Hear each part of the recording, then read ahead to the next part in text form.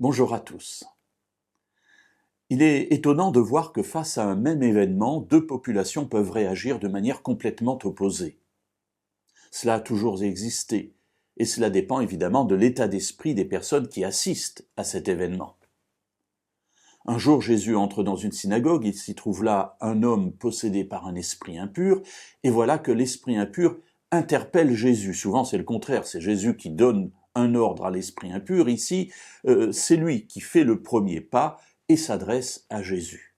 Nous avons ce récit étonnant dans l'Évangile selon Marc, au chapitre 1er, et au verset 21 et suivant, et le verset qui nous intéresse aujourd'hui, c'est le verset 24. « Que nous veux-tu, Jésus de Nazareth ?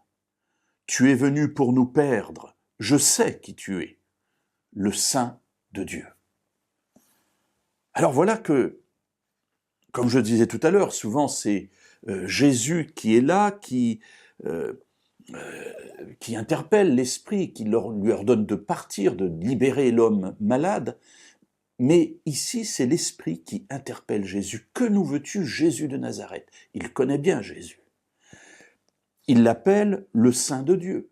Voilà, il sait très bien qui est Jésus. Mais ce qui m'intéresse, c'est la phrase qui est juste au milieu. Et là, qu'est-ce qu'il dit ? « Tu es venu pour nous perdre. » Alors quand même, en parlant de Jésus, le Messie d'Israël, le Fils de la promesse attendu depuis les origines, depuis le premier péché, faisant partie du plan de Dieu éternel pour sauver l'humanité. Voilà que quelqu'un s'adresse à Jésus et lui dit « Je sais qui tu es venu pour nous perdre. » Est-ce qu'on parle du même personnage ?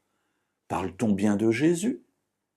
Alors oui, mes amis, face au même événement, Jésus venant sauver l'humanité de son péché, certains voient en lui celui qui est venu pour les perdre.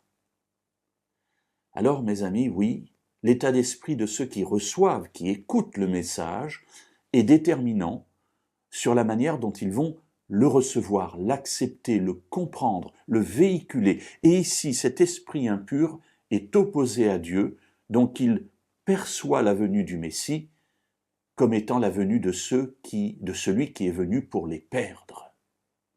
Alors ne nous étonnons pas que dans la vie courante, parfois, certaines personnes considèrent aussi le message de salut que nous leur portons de la part de Dieu comme étant un message qui va leur faire perdre la vie qu'ils mènent.